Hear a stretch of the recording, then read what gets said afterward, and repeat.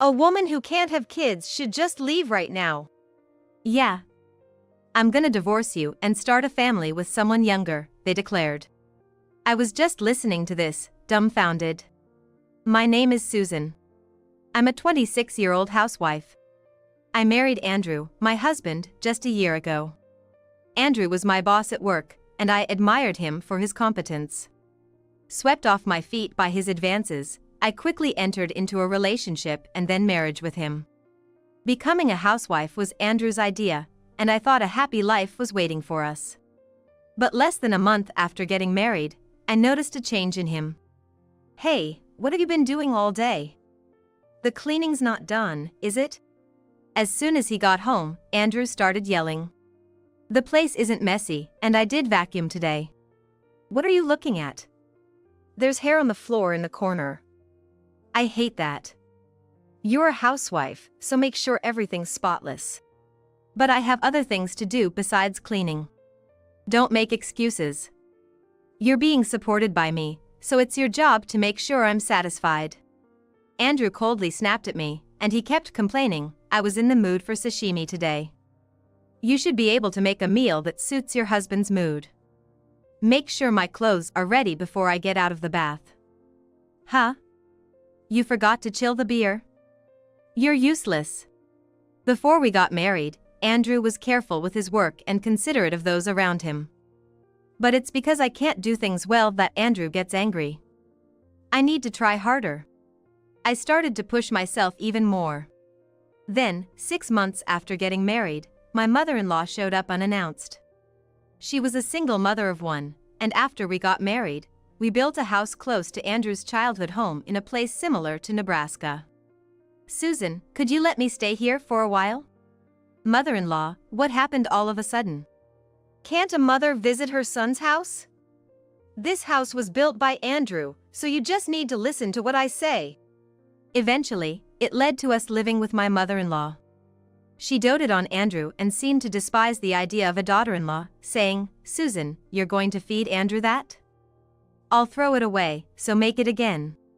Repeatedly throwing away my cooking or looking at my clothes when I was about to go out, she would say, "You're going out in such indecent attire? Are you still trying to attract men's attention? That's just shameful. And you don't even need to wear makeup anymore. It's Andrew's money, so don't waste it, please." I was constantly harassed and belittled, almost driving me to a nervous breakdown.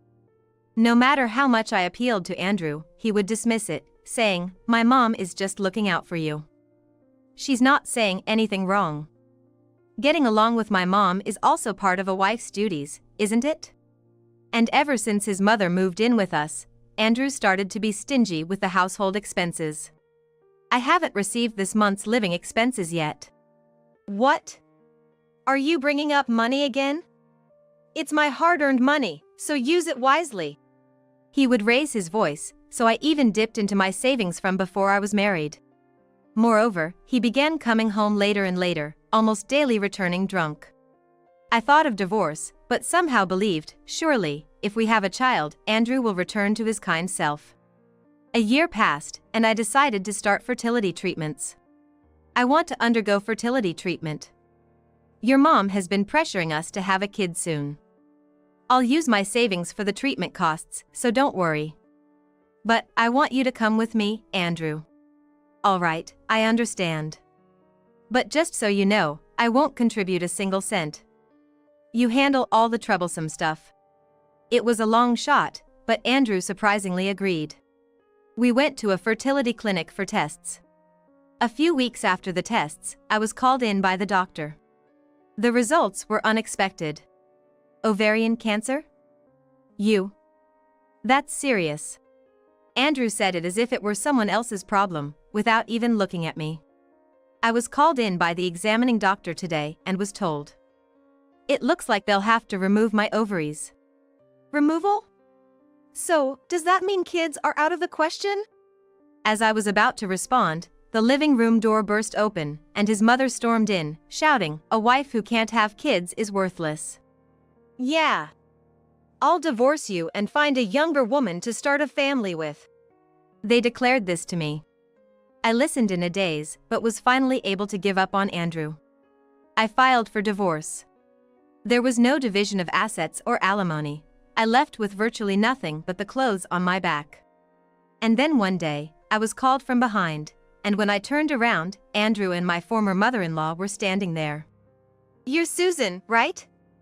Long time no see. I never thought I would run into them again, and I was frozen in shock. Andrew started talking to me as if nothing was wrong. You look well. I heard you had cancer, thought you might be dead by now, but good to see you're alive, he said, with not a shred of delicacy. When I ignored them, he said, what's with the cold shoulder? I got remarried after we split, but man, the young one doesn't get pregnant and complains a lot, so I ended up divorcing again. Young girls are cute, but they just don't have the patience. You're old and without ovaries, so you must be lonely, right? I'll keep you company. Oh, Andrew, you're so kind. Since I'm getting on in years, I'll let you take care of me. That way, you can stay with Andrew too, it's not a bad deal, right? The former mother-in-law chimed in. They started saying whatever they wanted, and I was dizzy from their audacity. Well, it's a problem if you can't have kids, so maybe I'll get a young mistress to have them. Since you can't, you'll just have to deal with it. Mistress? You think you can get a young mistress now? I said coldly. Andrew and the former mother-in-law were wide-eyed, probably because I never talked back during our marriage. Do you even see yourself in the mirror? Sure, you were somewhat decent looking back in the day, but now? Your balding is noticeable, and you're just a scruffy, middle-aged man. No young girl would want to be with you. You should really know your place. What the hell, Susan? It's rude to say that after not seeing each other for so long. Who's being rude? You call me old, but I just turned 30, while you're much older than me. You were already in your 40s before we married, and it's been 5 years since then. You're the real old man. Where do you think you'll find a young girl who'd choose someone like you? Girls have the right to choose, too. Cut it out, will you? We've talked for a while, but I couldn't care less about what's going on with you. Your new wife, she was the bartender from the club you practically lived in before our divorce, right? How did you? You thought I didn't know? Any woman would notice if you started being stingy with money and coming home late. And you weren't even trying to hide it, how can you be so surprised? I just didn't say anything at the time of our divorce because I was done with it all. Don't be a sore loser. You're just jealous because a young, cute girl took me away from you, and you left in despair. The moment I decided to divorce you, I had no love left for you. And let me make it clear, since you seem to be misunderstanding, you didn't get remarried because you're a catch. It was because you were a good customer who spent a lot of money. She was after your wallet. You really should take a harder look at yourself. Andrew was speechless, his mouth agape in surprise. In fact, after undergoing fertility tests, I secretly followed Andrew to make sure he wouldn't find out. After Andrew entered what seemed to be a club with some colleagues, I was wondering what to do when a woman coming to work said, "Hey there, do you need something from our club?" Actually, I secretly followed my husband here. Well, why don't you sneak in then? You must have your reasons, right? The woman let me in. The thing is, my husband's been coming home late every day, and he's hardly giving me any money anymore. The customer who just arrived, that's Andrew, right? Yeah, that's right. Does he come here every night? Sure does, he's quite the regular here. Probably frequents other places too. He spends a lot of money, so people think he's pretty well off. No, I know because we worked at the same company, he's not really high earning. I see.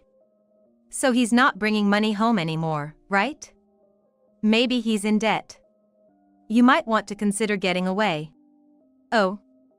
But, since he's thought to be well off, there are a few girls here seriously trying to catch Andrew's attention.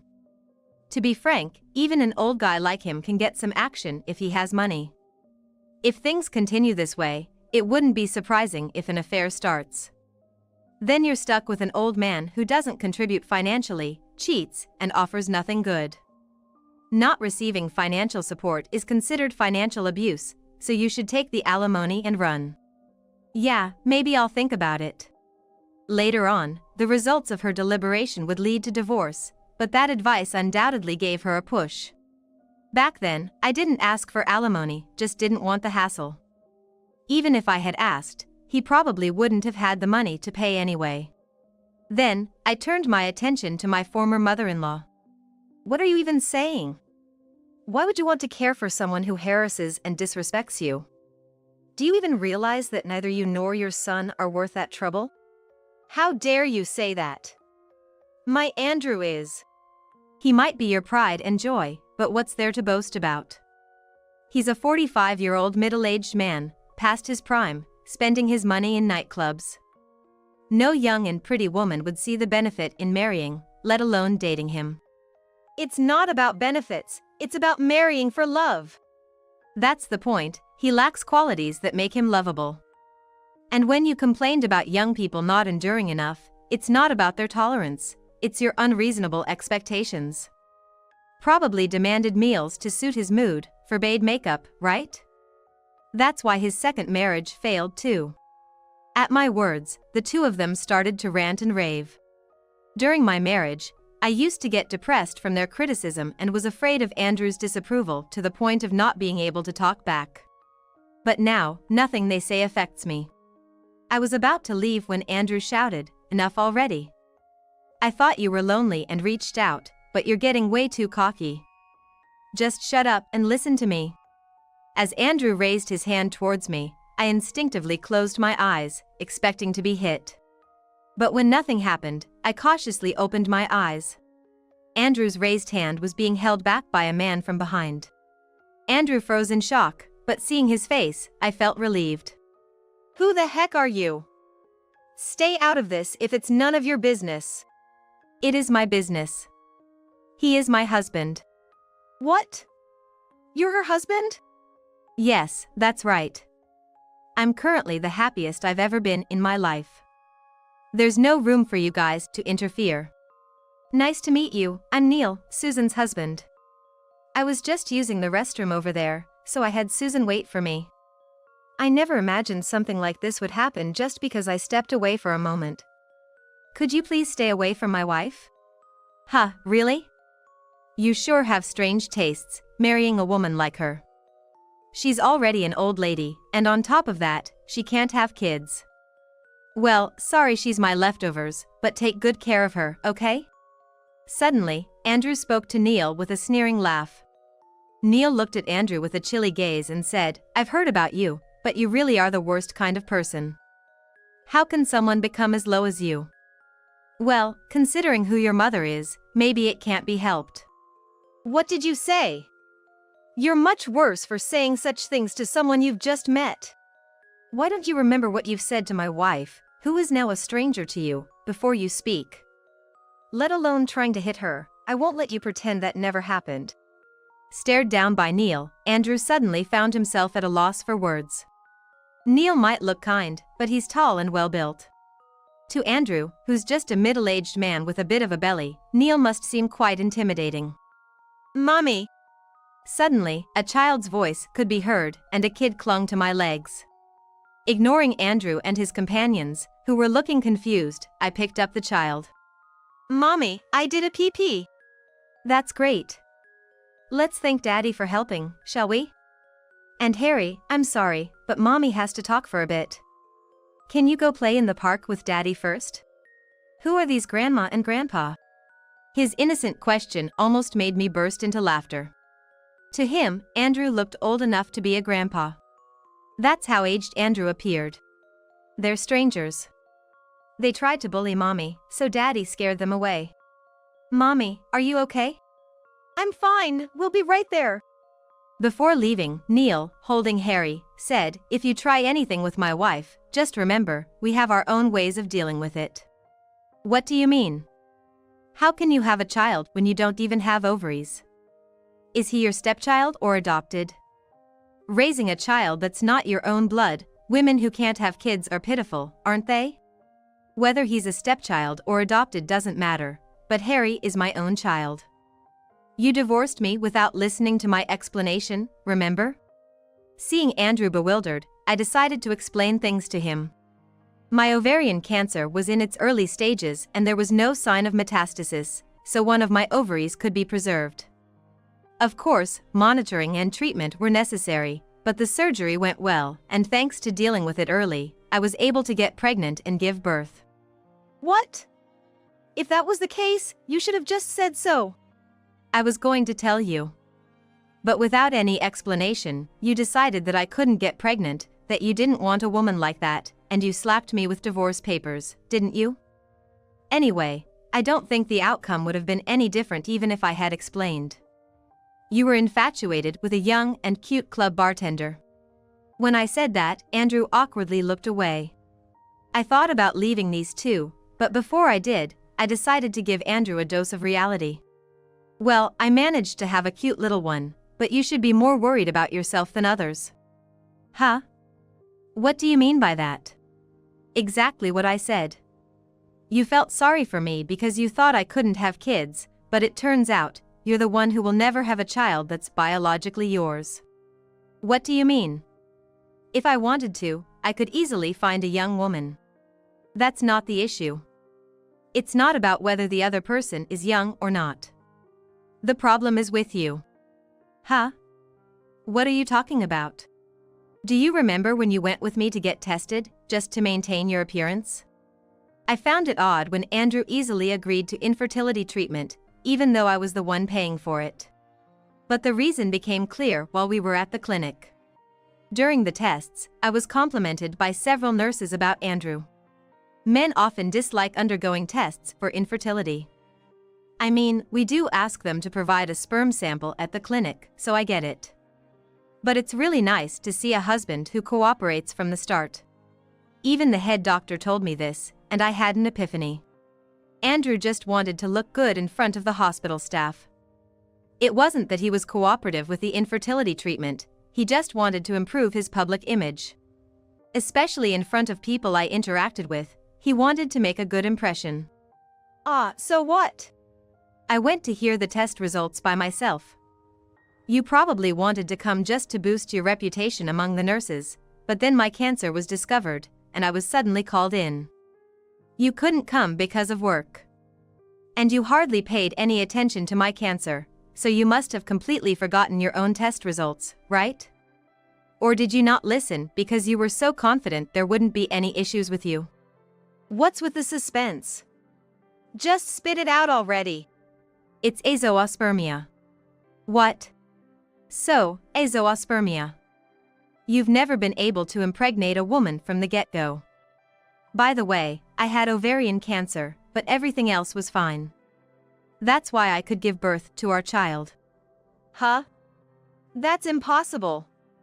You might hold a grudge against me, but don't make stuff up. Yeah, right, as if.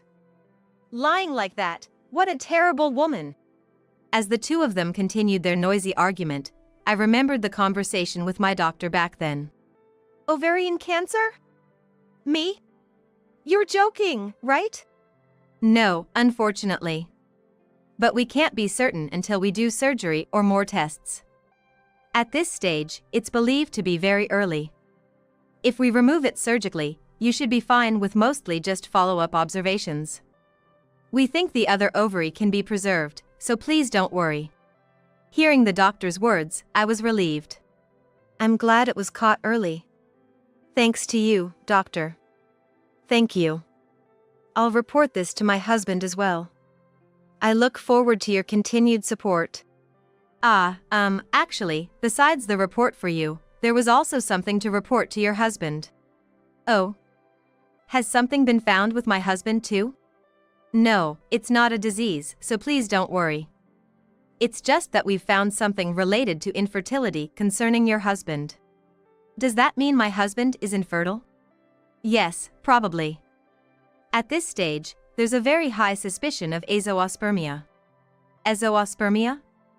Does that mean my husband can't produce sperm? That's what it means, yes. Can azoospermia be treated with medication or something? Medication is almost never effective, except in very special cases. So, testing and likely surgery are the main options. However, in cases where there's an absolute inability to produce sperm from the start, surgery doesn't guarantee improvement of azoospermia. I see.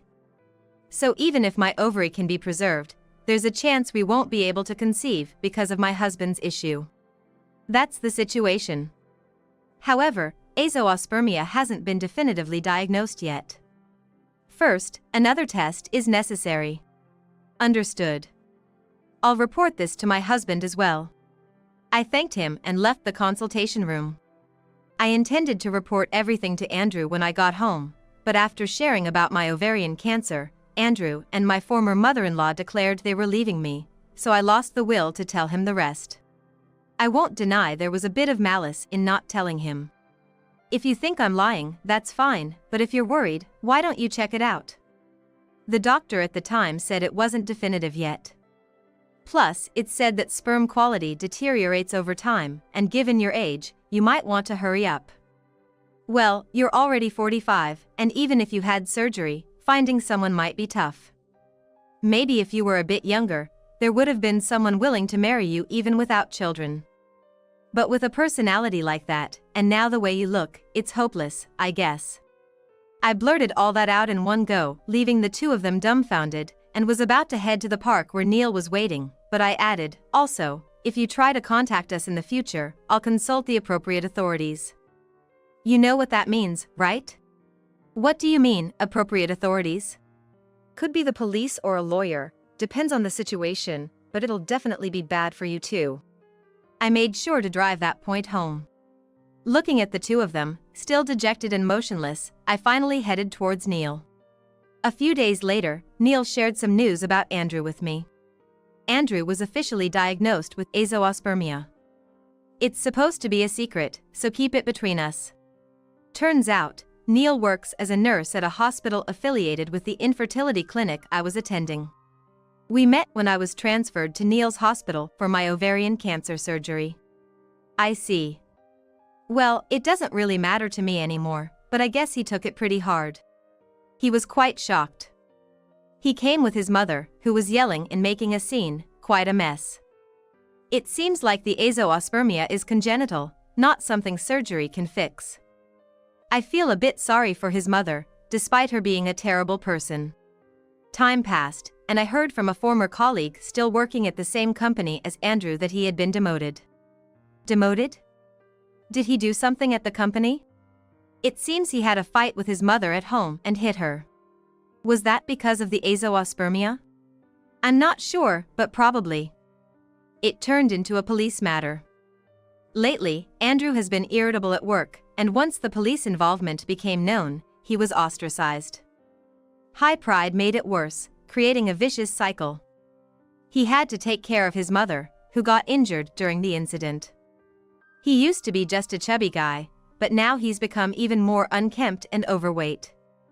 The whole situation affected his work, leading to his demotion. Shocked by the azoospermia diagnosis, and then this at work. But what's more surprising is that Andrew quit his job. What? He quit because of the demotion? It seems so. Impossible for me to be demoted. I can't stay in this company.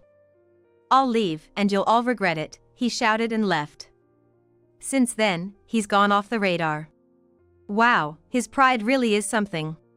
He'll be the one regretting it, I think. Andrew believed he was good at his job, and I thought so too before we got married, but it turns out he wasn't trusted with important tasks after all. Yeah, when you're young, older people always seem like they can do their jobs well. And it looks like Andrew was suspected of embezzling company money. Wow. That's a crime.